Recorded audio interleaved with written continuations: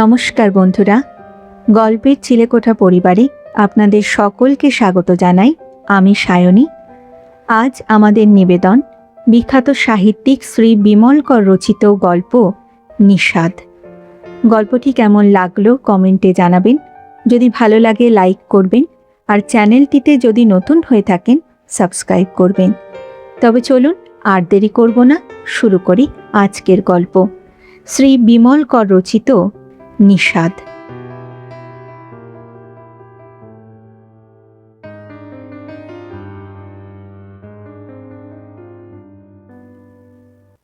You begin by killing a cat and you end by killing a man. ছেলেটা মরবে, লাইনে কাটা পড়েই মরবে একদিন, হয়তো আজ কিংবা কাল। নাম ওর জলকু, 12 বছর বুঝি বয়স। এখানকার দেহাতি ছেলেদের মতোই দেখতে, গাঢ় কালো রং, নরম সিমেন্টে কালি মেশানো কালচে রঙের একটি ছাঁচ যেন, এখনো কাঁচা, হাত দিলেই দাগ পড়ে যাবে। এমনই নরম কাদাটে কোমল ভাব সারা গায়ে। মুখটা গোল, ফোলা ফোলা গাল, চিবুকের ডোলটুকু এখনো ফোটেনি, কারিগরের হাত পড়েনি বোধহয়। নাকটি মোটা, বসা, পুরু মোটা মোটা ঠোঁট, জোড়া ঘন ভুরুর তলায় বড় বড় 2 চোখ, কেমন একটা উথলে ওঠার ভাব, কালো শান্ত চোখের তারা, আর সাদাটে জমিটা যেন জলে জলে ভেসে উঠেছে। জলকুর কপাল আছে কি নেই বোঝা যায় না চট করে। মাথা ভর্তি একরাশ চুলে কপাল, ঘাড়, কানের অর্ধেকটা ঢাকা পড়ে থাকে। ছেলেটা একেবারে জংলি, এখানে থেকে থেকে এদের মতনই হয়ে গেছে। গায়ে জামা দেয় না, পায়ে জুতো নেই, আদুল গায়ে নোংরা একটা ইজের পরে সারাটা দিন ওই রেল লাইনের কাছে থাকে। ছেলেটা মরবে, লাইনে কাটা পড়েই মরবে একদিন, হয়তো আজ কিংবা কাল। এই এক নতুন খেলা শুরু হয়েছে তার, আগে ছিল না। কিছুদিন দেখতাম টিলার ওপর উঠে সে দাঁড়িয়ে থাকে, চারপাশে তাকায়, শেষে রেল লাইনের দিকে তাকিয়ে বসে থাকে, কি যেন খোঁজবার চেষ্টা করে। ঠিক জানি না কেন, হয়তো টিলার ওপর খুঁজে না পেয়ে, কিংবা হয়তো খুঁজে পেয়ে টিলার ওপাশটায় নেমে যায় আজকাল। ওপাশেই রেল লাইন, লাইনের পর আবার টিলা। এখানটাই এই রকম, দুপাশে প্রায় বালিয়াড়ির মতন 2টি টিলা, মাঝ দিয়ে পথ কেটে চলে গেছে রেল লাইন।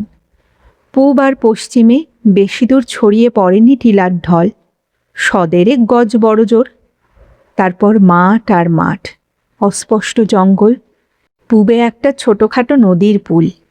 পুলের এপার থেকে রেল লাইনটা ধনুকের মতন বেঁকে এসে টিলার কাছাকাছি সোজা হয়ে গেছে।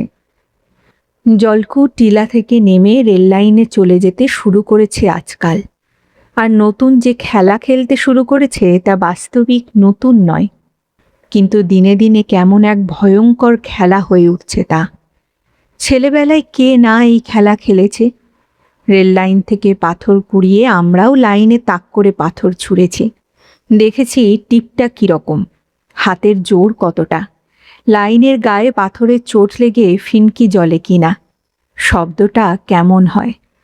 আমাদের এ খেলা ছিল কদাচিতে, সামান্য সময়ে, কিন্তু জলকুর কাছে খেলাটা রোজকার।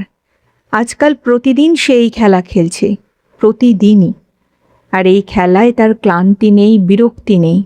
ঘন্টার পর ঘন্টা বৈশাখে প্রচণ্ড রোদ্দুরে, তাপে লুয়ে জলকু পাথর ছুঁড়ছে রেল লাইনে তাক করে করে। আর প্রায় রোজই ওকে ধরে আনতে হচ্ছে আমায়। আমি ছাড়া জলকুকে ধরে আনার যে কেউ নেই। ওর বাবা পঙ্গু, ঘরে আছেন কি নেই বোঝা যায় না।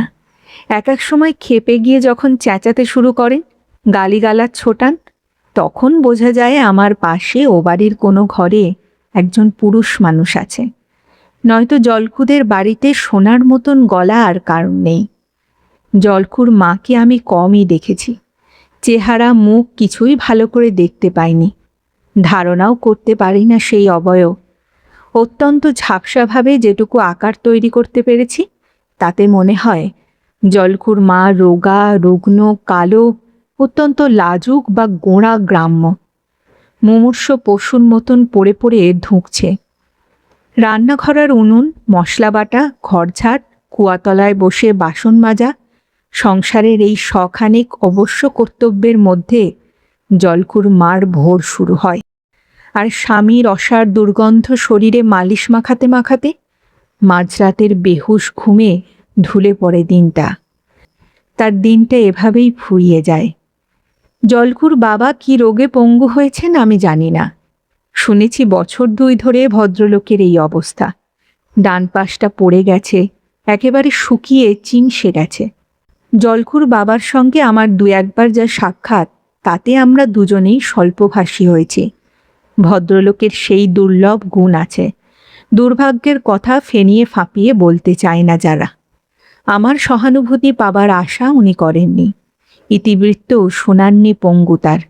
শুধুমাত্র বর্তমানের অবস্থাটা 2-1 কথায় বলেছিলেন। সমবেদনা জানাবার ভদ্রতা আমার জানা ছিল, আমি বেদনা পেয়েছিলাম নিশ্চয়ই, কিন্তু ভদ্রলোকের চেহারা, মুখ, বিছানা, ঘরের আবহাওয়া আমায় এত বেশি অস্বস্তি দিচ্ছিল যে আমি যতটুকু সম্ভব কম কথা বলে যত তাড়াতাড়ি সম্ভব ওই ঘরের বাইরে বেরিয়ে আসতে চেয়েছিলাম। কাজেই আমরা কথা বলেছি অল্প, নিছক কাজের কথা ছাড়া অন্য কথায় যায়নি। কাজের কথাও অবশ্য সামান্য, ঘরের ভাগ বাটরা, ভাড়ার তারিখ, এমনই সব খুঁটিনাটি। জলকুদের একতলা ছোট টালি ছাওয়া বাড়ির পশ্চিমটা আমার, ভাড়া পাওয়া, পূবটা তাদের। আমার এলাকায় একটি মাঝারি, অন্যটি ছোট ঘর, সামনে পিছনে সামান্য বারান্দা, খাপড়া ছাওয়া একফালি রান্নাঘর। একই বাড়ির আধা আধি ভাগবাটোয়ারার মধ্যে দেওয়াল, মাটি, ছাদের সংযোগ ছাড়া বাকি যেটুকু সংযোগ তা ছিল জলকুকে নিয়ে, এবং জলকুর পিসিকে যদি ধরা যায় তবে তাকে নিয়েও। তবে সে তো সামান্য, অতি সামান্য। জলকুর পিসির পুরো নাম বোধহয় তরুলতা, তরু বলেই ডাকতে শুনতাম। ঠ্যাঙা রোগাটে গড়ন, মুখের ছাঁদটি লম্বা ধরনের, গায়ের রং মাজা কালো, সাপের মতন লম্বা বেনিটি খোপা থেকে খসে পিঠের ওপর দুলত। মিলের শাড়ি, সস্তা কাপড়ের জামা। তরুর বয়স 20 ছাড়িয়েছিল তখন অনেক দিন, কিন্তু বিয়ে হয়নি। 1-2টি বসন্তের না মেলানো দাগের সঙ্গে হতাশা এবং কাতরতা মাখানো সেই মুখ কেমন যেন রিক্ত, শূন্য, অবোধ দেখাত। আমার আর তরুর মধ্যে মেলামেশা, গল্পগুজব এসব কিছুই ছিল না। দেখা হলে চোখাচুকি হতো। জলকুর খোঁজ করতে এসে বড় জোর শুধতো, জলকুকে দেখেছেন নাকি? বা আমি যখন রাত্রে গ্রামোফোন বাজাতাম, ওদের তরফের বারান্দায় দাঁড়িয়ে সে শুনত। পরের দিন দেখা হলে বলতো, ওই গানটা আজ আর একবার দেবেন, বড্ড ভালো গান। কখনো কখনো আমার ডাকে আসা বাংলা মাসিক পত্রিকা 2টো চেয়ে নিয়ে যেত, গল্প পড়তে গান শুনতে তরু এলে আমি বোধহয় অখুশি হতাম না। অবশ্য প্রথম তা বুঝিনি, পরে সে কথা বুঝেছি। আর যখন কথাটা স্পষ্ট করে বুঝেছি, তখন থেকেই জলকু তার সর্বনেশে নতুন খেলা শুরু করল। জলকু অনেকক্ষণ পর্যন্ত উধাও, বাড়িতে নেই, সামনে আগাছা ভরা বাগানটায় নেই, কুয়োতলায়, মাঠে, কোথাও না। তরু বাইরে এসে খুঁজছে, ডাকছে, জলকু, জলকু। বাড়ির মধ্যে বসে সে ডাক আমি স্পষ্টই শুনতে পাচ্ছি। প্রথমটায় গরজ দেখাতে ইচ্ছে করে না, ভালোও লাগে না উঠতে। ডাক যখন বাড়তে বাড়তে ঘুরে ফিরে আমার বারান্দার কাছে এসে পৌঁছয়, তখন উঠতেই হয় আমায়। সমস্ত ব্যাপারটাই যেন ছক্কাটা। জলকুর পিসি খুঁজবে, ডাকবে, আমি প্রথমে গা করব না, পরে সরু ব্যাকুল গলার ডাক অনুনয়ের মতো আমার বারান্দায় এসে থামবে। আমি উঠব, বিরক্তিতে অপ্রসন্ন মনে। মাথার ওপর বৈশাখের খড় রোদ, অসহ্য গরম, আগুনে হাওয়া। আস্তে আস্তে আমি হাঁটব, বাড়ির পাঁচিলের ফাঁক দিয়ে টিলার কাছে এসে দাঁড়াবো। উপরে উঠব সতর্ক পায়ে, মুখে তপ্ত বাতাসের ঝাপটা লাগবে। কটকটে রোদের ঝাঁঝে তাকাতে পারবো না ভালো করে, তবু টিলার ওপর উঠলেই দেখতে পাবো নিচেতে রেললাইনের স্লিপারের ওপর দাঁড়িয়ে জলকু পাথর কুড়িয়ে ছুটছে। আদুল গা, ঢলঢলে ইজের, একরাশ চুলে মুখ ঢাকা পড়ে আছে। অদ্ভুত ক্ষিপ্রতা এবং অব্যর্থ নিশানায় জলকু রেল লাইনের লোহার ধারালো হিংস্র উজ্জ্বলতাকে বারবার আঘাত করছে। ধাতব বেসুরো একটা আওয়াজ উঠছে, ঢং ঢং ঢং। জলকু, এই জলকু! কাছে গিয়ে জোর এক ধমক দেব। জলকুর একটা হাত জোরে চেপে ধরব, ডান হাত। জলকু প্রথমে হাত ছাড়াবার ব্যর্থ চেষ্টা করবে, শেষে চোখ তুলে তাকাবে। সে জানে আমায় দেখতে পাবে। মুখে তার কোথাও এতটুকু বিস্ময়ের ছায়া পড়বে না। আমি জানি ঘোর ভাঙা দুটি গভীর অবসন্ন লালচে চোখ ছাড়া আর কিচ্ছু দেখতে পাবো না। তপ্ত ঘরমাক্ত অথচ নরম পিচ্ছিল একটা হাত আমার মুঠোয় শক্তভাবে ধরা থাকবে। বাড়ি চলো। গলাটা আমার রুক্ষ, বিরক্ত, কঠিন। তোমায় রোজ বলি এভাবে একা লাইনে এসে দাঁড়িও না। সবসময় গাড়ি আসছে যাচ্ছে, কোন দিন কাটা পড়বে লাইনে। জলকু কথা বলে না, আরও ঘামে। মুখ মাথা আরও গোঁজ করে আমার হাতের টানে টানে টিলার ওপর উঠতে থাকে। মাথার ওপর আকাশ জ্বলছে, পাথর আর কাঁকড়ে বালি ঝকঝক করছে। গরম হাওয়া ঝাঁকটা দিয়ে বয়ে যাচ্ছে গায়ে ছ্যাঁকা দিয়ে। দূরের পুলের কাছ থেকে রেল লাইনের ধনুকের মতন বাঁকটা বিরাট এক তলোয়ারের মতো জ্বলছে, সানানো ক্ষুরদীপ্ত আভায়। তুমি এভাবে আর এসো না জলকু, কক্ষনো না। টিলার ওপরে উঠে এসে আমি বলি। হাতটা ছেড়ে দিই ওর। কয়েক পা দূরেই আমাদের বাড়ির পাঁচিল। জলকু কথা বলে না। আমি জানি জলকু আমার নিষেধ শুনবে না। ও আবার আসবে, হয়তো আজই দুপুরে, কোনো ফাঁকে ছাড়া পেয়ে। কি সর্বনেশে খেলায় পেয়েছে ওকে। ছেলেটা মরবে, লাইনে কাটা পড়েই মরবে একদিন, হয়তো আজ কিংবা কাল। সেদিন একটা লোক জুটেছিল। আমার এলাকার বাগানটুকু নিয়ে অনেক বেলা পর্যন্ত খেটেছে। বাখারির ভাঙা বেড়াটা ভেঙেই ফেললাম একেবারে। আর দরকার নেই। বেলা তখন অনেক হলো। স্নান করতে যাব, এমন সময় জলকুর পিসির গলা। জলকু, জলকু! ডাকটা পাঁচিলের শেষ পর্যন্ত চলে গেল। ওপাশে কদম গাছের তলা দিয়ে বের খেয়ে পেয়ারা ঝোপ, বাতাবি লেবু, আম গাছের ছায়া ঘুরে আমার বারান্দার কাছে এসে থামল। তরু আজ অসম্ভব চটেছে।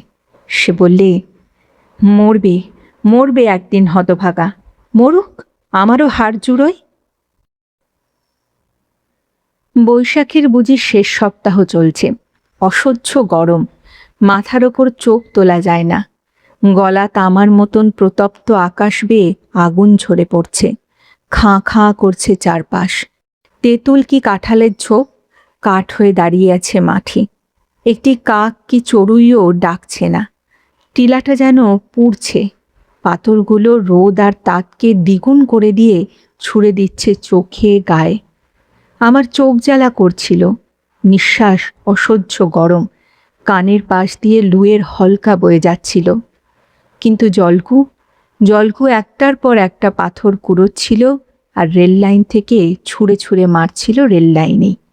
ছেলেটা যেন পাগল হয়ে আছে আজ। কিসের এক অদম্য আক্রোশে তাকে জ্ঞান হারা করেছে। আদুল গা, ছোট্ট একটু ইজের, উদম পা, স্লিপারের ওপর দাঁড়িয়ে ধারালো শক্ত পাথর তুলে নিচ্ছে মুঠোয়। আর পলকের মধ্যে হাতটা অসম্ভব কঠিন, হিংস্র, উন্মত্ত ভঙ্গিতে ওপরে তুলতে না তুলতেই পাশ কাটিয়ে প্রাণপণে ছুঁড়ে মারছে। ইস্পাতের মসৃণ চকচকে একটা সাপ যেন এই অর্থহীন ছেলে খেলার আঘাত সয়ে যাচ্ছে। তারও যেন গ্রাহ্য নেই। না, আমার আজ হঠাৎ মনে হলো জলকু অন্য কিছুকে তার ওই অন্ধ দানবীর আক্রোশে ক্ষতবিক্ষত করে মারতে চাইছে। কিন্তু কাকে? কাকে? কোন অদ্ভুত কৌতূহলে জানি না আমি চারপাশে একবার ভালো করে তাকিয়ে দেখলাম। সমস্ত জায়গাটা নির্জন, ছায়াহীন। ঘা খাওয়া লোহার বেসুরো ভাঙা ভারী শব্দ শুধু। মাঠের পর মাঠ পেরিয়ে বয়ে আসা লুয়ের ঝড় বইছে থেকে থেকে। অতি দ্রুত বাতাস কেটে এগিয়ে যাওয়ার সেই শোঁসো গর্জন এই আছে, এই নেই। পুলের কাছে রেল লাইনের পুরো বাঁকটা চোখে পড়ে না। বাঁক যেখানে শেষ হয়ে সোজা হয়ে মিশে যাচ্ছে সেটুকুই চোখে পড়ে। ধারালো ফলার মতো দেখাচ্ছে অংশটা। অতি কষ্টে একবার মাথার ওপর চোখ তোলার চেষ্টা করলাম, কিন্তু পারলাম না। সমস্ত আকাশটাই যেন জ্বলন্ত সূর্য। আগুনের ঝলসানিতে গনগনে আঁচের মতন রং ধরেছে শূন্যে। টিলার পাথুরে শরীরটা পুড়ছে, কাঁকড়ের স্তূপ ধকধক করে জ্বলছে। রেল লাইনের পাথর দূর দূরান্ত পর্যন্ত উজ্জ্বল, অসহ্য উজ্জ্বল। আমার গাল মুখ সব পুড়ে যাচ্ছিল, চোখ জ্বালা করছিল ভীষণভাবে। গলার কাছে বুকের তলায় দরদর করে ঘাম ঝরছিল, আর চোখে মুখে নাকে ঠিকরে এসে লাগছিল সেই জ্বলন্ত দুঃসহ তাপ। অনুভব করতে পারছিলাম টিলা, পাথর, লাইন, মাঠ, লোহা, স্লিপার সমস্ত জায়গাটা এক ভয়ঙ্কর দহনের ঝলসানিতে জ্বলছে। হ্যাঁ, জ্বলছে। অবদ্ধ, আকারহীন এবং নির্মম কোনো হিংস্রতা তার বিরাট করতল আস্তে আস্তে মুঠো করে নিচ্ছে। আচমকা মনে হলেও জলকু এই সর্বগ্রাসী বিভৎস অবয়বহীন হিংস্রতাকে তার অতি পরিমিত অর্থহীন সামর্থ্য দিয়ে আঘাত করছে, নিষ্ফল কোনো আক্রোশে।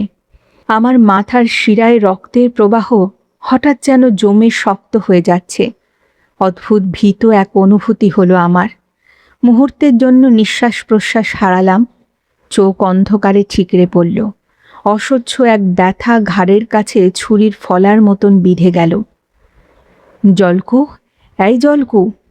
জ্ঞান ফিরে পেয়ে জলকুর হাত চেপে ধরলাম। টিলার ওপর দিয়ে যখন উঠে আসছি, জলকুর হাতে আমার হাত। মনে হলো নিচের ইস্পাতের দুটি উজ্জ্বল হিংস্র অজগর যেন তার অফুরন্ত ওষ্ঠে হাসির আভা খেলিয়ে ঝকঝক করছে বিদ্রূপে। একটা গাড়ি আসছিল। পুলের কাছ থেকে ইঞ্জিনের সিটি বাজছে, বিরতিহীন কর্কশ তীক্ষ্ণ ধ্বনি। বাতাস থেকে বাতাসে ছড়িয়ে তরঙ্গের এক ক্ষীণ স্পন্দন আমার কানে এসে লাগছে। আরেকটু হলেই জলকুয়াজ লাইনে কাটা পড়ে মরত। যা বেহুশ বেঘোর পাগল হয়েছিল আজ। ছেলেটাকে অবধারিত মৃত্যুর হাত থেকে আমি বাঁচিয়েছি, আমি ভাবছিলাম, আর মনের তলায় তৃপ্তি এবং মমতার স্বাদ মাখানো এক সুখ পাচ্ছিলাম। জলকু, আমি না এলে আজ তুমি একটি কেলেঙ্কারি কাণ্ড করতে। আর কখনো এভাবে এসো না, বুঝলে? জলকু তাকালো না, কথা বলল না, মাথাও নাড়ল না। কেন জানি না হঠাৎ ভীষণ একটা বিরক্তি এলো ছেলেটার ওপর। হাত ছেড়ে দিলাম।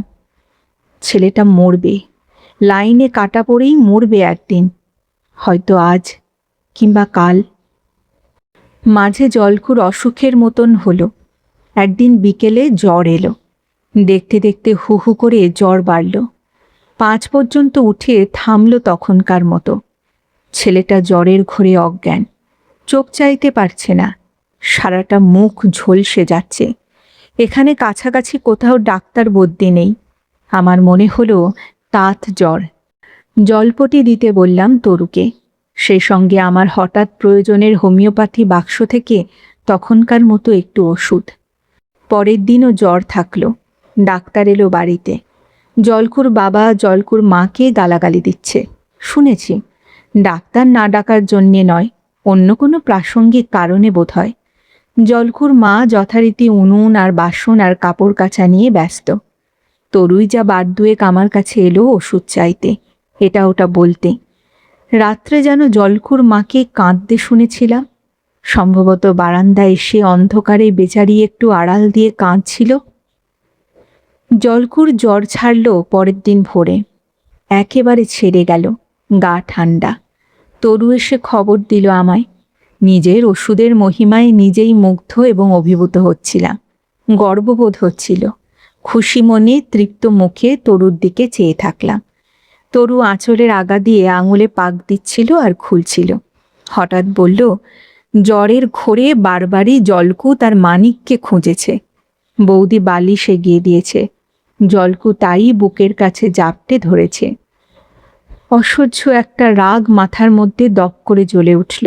তরুকে কথা শেষ না করতে দিয়েই বিশ্রী ইতর গলায় ধমকে উঠলাম, তবে আর কি, তোমার বৌদির কাছেই যাও, ছেলের জ্বর তিনিই সারিয়েছেন কিনা। তরু চুপ। তার মুখে চোখে গলার স্বরে কিরকম যেন অপরাধী অপরাধী ভাব। আমি যা সহ্য করতে পারছিলাম না। একটুক্ষণ দাঁড়িয়ে থেকে তরু চলে গেল ধীরে ধীরে। যাক, মনের ঝাঁজ তখনও আমার পুরো মাত্রায় রয়েছে। প্রায় স্বগতোক্তির মতোই বললাম, বৌদি বালিশ এগিয়ে দিয়েছে, তবে আর কি, বালিশ বুকে জড়িয়েই তোমাদের ছেলে ভাইপো শাহরুখ। বিদ্রুপটা আমার কানে মধুবর্ষণ করল। জলকুর মানিক, সে তো জলকুর সোহাগের একটা ছাগল ছানা, সেটা মরেছে, পাপ চুকেছে, বড্ড জ্বালাতন করত। আমার বহু পরিশ্রমের ফল টবে দুটি ডালিয়াও একেবারে গোড়া পর্যন্ত চিবিয়ে খেয়েছিল। গিয়েছিলাম সাত সকালে সাইকেল ঠেলে 5 মাইলটাক পথ এক বন্ধুর সঙ্গে দেখা করতে। জ্যৈষ্ঠের রোদে আর ফেরা গেল না সকালে, ফিরলাম বিকেলে। তখনও মাথার ওপর রোদ ছিল। খানিকটা বিশ্রাম নিয়ে কুয়াতলায় স্নান করতে লাগলাম। ঠান্ডা গা জোড়ানো জল, সমস্ত শরীর থেকে তাপ ধুয়ে যাচ্ছে, মাথাটা ঠান্ডা হয়ে আসছে শীতলতায়। ঘরমাক্ত ক্লান্ত অবসন্ন দেহের অতৃপ্তি ধুয়ে মুছে স্নিগ্ধতা ছড়িয়ে ধরছে। এমন সময় জলকু জলকু তরুর গলা কানে এলো। সামনে ছায়া নেমেছে, হালকা ম্লান একটু রোদ। শালিক বসেছে কুয়াতলার পাড়ে। জলকু জলকু ডাকটা বাড়ির সামনে পাঁচিলে পাঁচিলে ঘুরে বেড়ালো। কদম গাছের তলা দিয়ে করবি ঝোপের কাছে গিয়ে থামল। ঘুরে ফিরে বাতাবি লেবুর গাছের তলায়, তারপর থমকে দাঁড়ালো। তারপর আশপাশ ঘুরে কুয়োতলার কাছাকাছি কোথাও। ছেলেটা আবার পালিয়েছে। স্নান শেষ হয়ে গেছে আমার। আমি জলকুর কথা ভাবতে ভাবতে ঘরের দিকে পা বাড়ালাম। এই সেদিন তার জ্বরে মরতে মরতে বেঁচেছে, এখনও সে অসুস্থ, দুর্বল, রুগ্ন, এ অবস্থায় আবার পালিয়েছে। শয়তান ছেলে একটা। ঘরে এসে কাপড় চোপড় ছাড়লাম। কি খেয়াল হলো, ধোপ ভেঙে একটা পাজামা পরলাম। প্রায় 8 কৌটো পাউডার ছড়ালাম গায়ে। কে জানে কেন অত্যন্ত আরাম লাগছিল, ভালো লাগছিল। নেটের গেঞ্জিটা গায়ে দিলাম। চুল আঁচড়াচ্ছি, আয়নায় মুখ দেখে দেখে। বারান্দার কাছে তরুর গলা শোনা গেল। ভাইপোকে ডাকছে। আসলে ভাইপোর নাম ধরে আমাকেই ডাকা, আমাকেই অনুনয় করা। মুখ মুছে চটিটা পায়ে গলিয়ে বাইরে এলাম। তরু ব্যাকুল উদ্বিগ্ন চোখ তুলে আমার দিকে তাকালো। বিকেল শেষ হয়ে গেল যে, রোগা ছেলে। দেখছি আমি, বলে বারান্দা থেকে নামলাম। কদম গাছের তলায় আসতেই কেমন একটা লালচে আভা দেখলাম পাঁচিলের মাথায় চুপ করে পড়ে আছে, যেন ফিসফিস করে আমায় কিছু বলতে এসেছে। পশ্চিমের আকাশের দিকে মাথা তুলে তাকালাম। সূর্যাস্তের লগ্ন শুরু হয়েছে। আকাশটা সিঁদুরে রঙে ধুয়ে গেছে। হঠাৎ কিসের আকুল করা ঠান্ডা কনকনে বাতাসের একটা দমকা এসে ঠিক আমার হৃৎপিণ্ডে ঝাপটা দিল। আসলে ঝাপটা নয়, ছোবল। মুখ থেকে পলকে সাপের কিলবিল করা এক অনুভূতি আমার মাথা স্নায়ুতে উঠে এলো। আমার হৃৎপিণ্ড সম্ভবত জীবনের ধ্বনিটুকু সময় মতো বাজাতে ভুলে গেছে। মাথা, বুক, হাত, পা সব অসাড়। আমি সর্বপ্রথম অনুভূতি থেকে চ্যুত হলাম কয়েক মুহূর্তের জন্যে। অল্পক্ষণই হবে। হৃৎপিণ্ড এবার ভয়ঙ্কর জোরে শব্দ করতে শুরু করেছে। বরফের বিরাট একটা দেওয়ালে কে যেন আমার পিঠ ঘাড় ঠেসে ধরেছে। ঝিমঝিম করছে মাথা। দৃষ্টিটা টিলার ওপর থেকে আর নড়ছে না। জলকু মারা গেছে, লাইনে কাটা পড়ে মারা গেছে আজ। অল্পক্ষণ আগে কানের পর্দায় ইঞ্জিনের তীব্র সিটি, মালগাড়ি চলে যাওয়ার শব্দটুকু ভেসে এলো। আমি যখন স্নান করছিলাম একটা মালগাড়ি চলে গেছে। চাকার বিশ্রী জঘন্য সেই শব্দটা এখন আবার কানের পর্দায় শুনছিলাম। চাকা চলছে, চলছে, ইস্পাতে হিংস্রতা হাসছে। ছেলেটা মারা গেছে। কেন যেন আমার হঠাৎ আজ মনে হলো আকাশে টকটকে রক্তগোলা রং, সূর্যটা লাল, আসলেই অসহ্য লাল আজ, ভয়ঙ্কর উজ্জ্বল। আর আমার পা বাড়াবার মতো সাহস হচ্ছিল না। কাঠের মতন শক্ত হয়ে গেছে। সাড়া নেই, আগ্রহ নেই, শুধুমাত্র এক ভয়ঙ্কর আতঙ্কের পীড়ন আমায় পিছু দিকে টেনে নিচ্ছে। বিহবলতার এই উগ্রতা আমি দমন করবার চেষ্টা করলাম প্রাণপণ। কার্যকারণের স্বাভাবিক যুক্তি তৈরি করবার আপ্রাণ পরিশ্রম করলাম। জলকু কাটা পড়েছে এ কথা আমি কেন ভাবছি? কেন? সূর্য তো এইরকমই লাল থাকে, মেঘে এমনই ঘন রক্তাম্বর ছড়িয়ে পড়ে সূর্যাস্ত বেলায়। হয়তো প্রত্যহই আমি চোখ তুলে দেখি না, বা দেখলেও তেমন করে দেখি না। আমায় যেতে হবে, জলকুকে ধরে আনতে হবে। সে মারাত্মক খেলায় মেতে আছে। বিকেল শেষ হয়ে সন্ধে পা বাড়িয়েছে। জলকুর মা রুটি সেঁকছে জলকুর জন্য। তরু কুয়োতলায় গিয়ে দাঁড়িয়ে আছে গামছা হাতে, অপেক্ষা করছে জলকু ফিরে এলে হাত মুখ ধুইয়ে দেবে। বুঝতে পারলাম আমি হাঁটছি আস্তে আস্তে, ভীত, ক্লান্ত, অবসন্ন পায়ে। টিলার দিকে এগিয়ে যাচ্ছি ক্রমশই। কাঁকড়ের স্তূপ, ছোট ছোট আগাছার ঝোপের ওপর থেকে শেষ আলোটুকু মুছে গিয়ে ছায়া নেমেছে। মাথার ওপর দিয়ে পাখিরা ফিরে যাচ্ছে। কোথা থেকে একটু হাওয়া বইতে শুরু করেছে এতক্ষণে। টিলায় ঠিক মতন পা দিতে পারছি না, পিছলে যাচ্ছে। আমার যেন এক বিন্দু শক্তি নেই। হয় ঘুমে, না হয় কতকাল অসুখে ভুগে আজ দুর্বল পায়ে আমি পথ হাঁটতে নেমেছি। বারবার বাধা, মন পিছু টানছে, কিন্তু জলকু সামনে টানছে। কে যেন কানের কাছে ফিসফিস করে বলছে, যেও না। পরমুহূর্তে চোখের ঝাপসায় জলকুর মা যেন রুটির থালা নিয়ে এগিয়ে আসছে। তরু ডাকছে।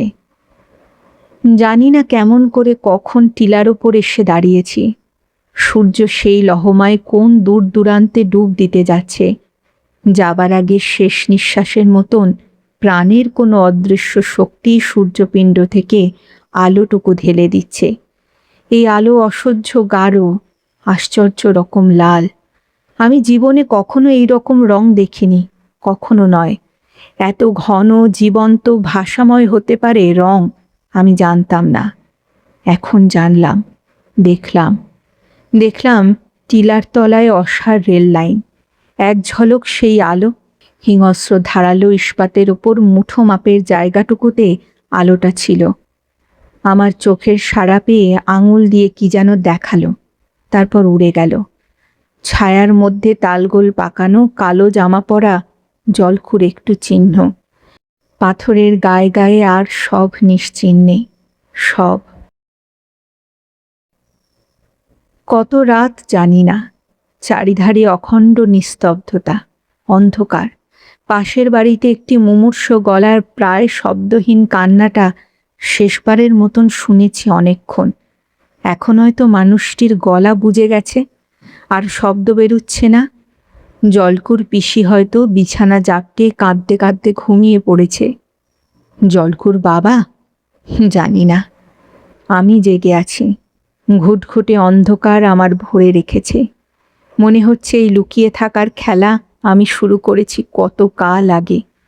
আজ আর তার হিসেব পাওয়া সম্ভব নয়। এই খেলা কতকাল খেলবো তারও কোনো সীমা পাচ্ছি না। এই অন্ধকারের মতনই সব। আদি হারিয়ে গেছে, অন্ত আছে বলে মনে হয় না। এত অস্থির, চঞ্চল, কাতর, বিহ্বল কখনো হইনি আমি। কেন? আজই বা কি হলো আমার? জলকুর কাটা পড়ার সঙ্গে আমার সম্পর্ক কোথায়? বুকের মধ্যে কি যে যন্ত্রণা আর কান্না, কেমন এক মাথা খোঁড়ার মতো হাহাকার। কিন্তু সব জমে শক্ত হয়ে রয়েছে, পাথরের মতন। একটুও গলবে না, একটুও না। অন্ধকার কখন একটু ফ্যাকাশে হয়ে এসেছে। বাইরে হয়তো মাঝরাতে চাঁদ উঠেছে। কোন তিথি আজ? বাইরে থেকে আমায় নিঃশব্দে কে যেন ডাকছে। আমি জানি কে, অনেকক্ষণ থেকেই ডাকছে। এ এক ভীষণ আকর্ষণ, প্রাণপণে বাধা দিয়ে যাচ্ছে। কিন্তু চাঁদ উঠছে বলে আকর্ষণ আরও তীব্র হয়ে এসেছে। এমনটাই কি হয়? হয়তো।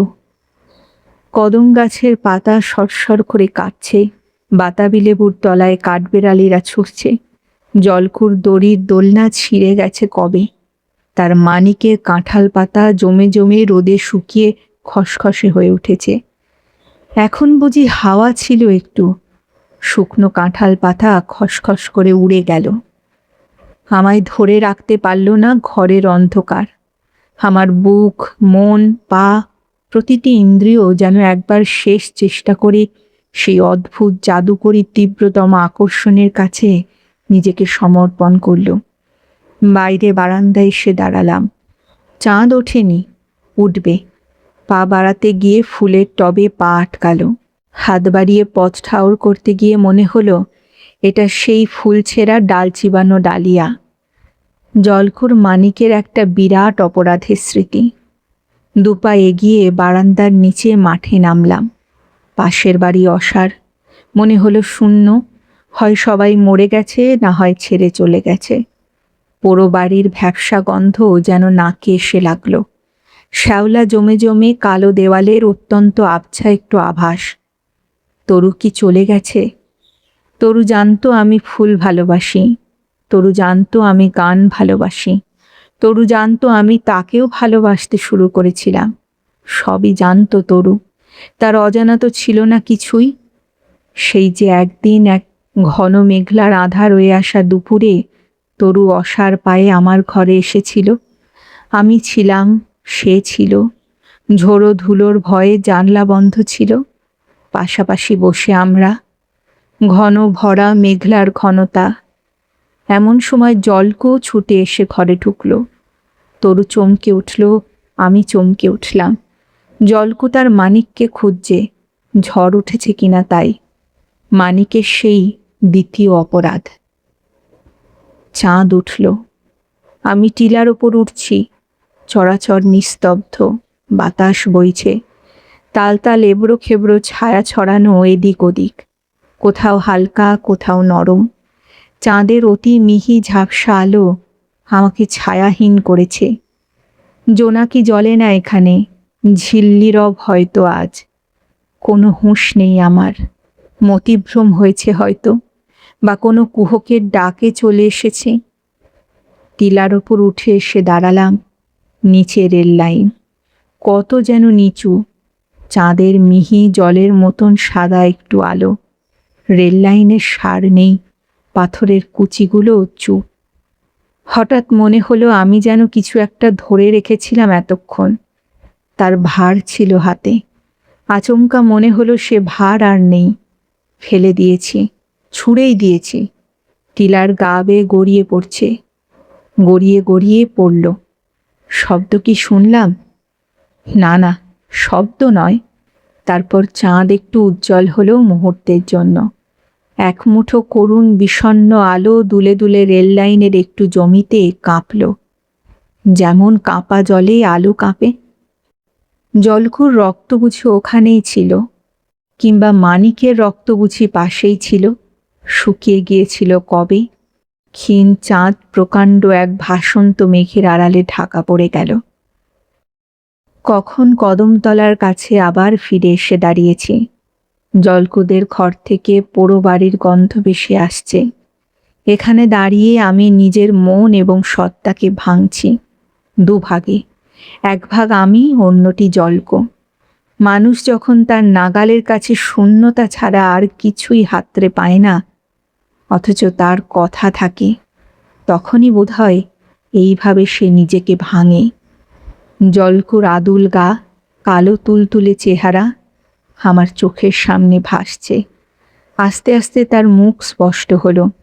বড় বড় চোখ, বসা নাক, ঝুল জমে কালো হয়ে থাকার মতন চুলের গুচ্ছগুলি কপালে, কানে, চোখে ঝুলে ঝুলে পড়ছে।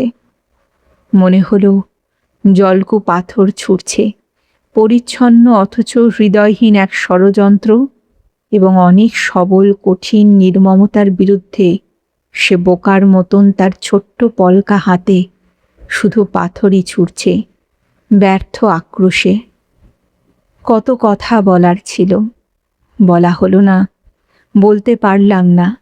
শুধু বললুম, জলকু, কে জানতো গ্রামোফোনের দম দেওয়া অতটুকু হ্যান্ডেল ছুঁড়ে মারলে তোমার মানিক মরে যাবে, এতটুকুতেই কত কি যে মরে যায়। আশ্চর্য। জলকু হয়তো আমার কথা শুনতে পেল না, নিজের কথা নিজের কানেই ফিরে এসে লাগলো। আমি শুনলাম, তারপর স্বপ্নের মতো দেখলাম সারা দুপুর বিকেল সন্ধে প্রায় সারা রাত পর্যন্ত লুকিয়ে রাখা মানিককে আমি কেমন করে লুকিয়ে ছেঁড়া এক টুকরো চটে জড়িয়ে নিয়ে যাচ্ছি টিলার ওপর। ছেলেটা মরেছে, লাইনে কাটা পড়েই মরেছে।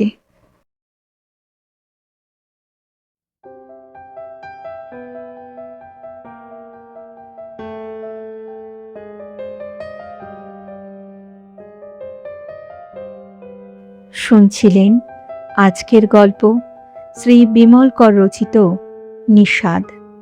ফিরে আসছি আরেকটি নতুন গল্পের সঙ্গে কিছুদিনের মধ্যেই। ততদিন ভালো থাকবেন, সুস্থ থাকবেন এবং গল্পে থাকবেন। আর আমার গল্প পাঠ ও উপস্থাপনা যদি ভালো লাগে তাহলে লাইক আর কমেন্ট করতে ভুলবেন না। আর চ্যানেলটিতে যদি নতুন হয়ে থাকেন সাবস্ক্রাইব করবেন, এতে আমার উৎসাহ ও আত্মবিশ্বাস দুইই বাড়ে। তাহলে আজ এখানেই বিদায় নিচ্ছি, আবার দেখা হচ্ছে। নমস্কার।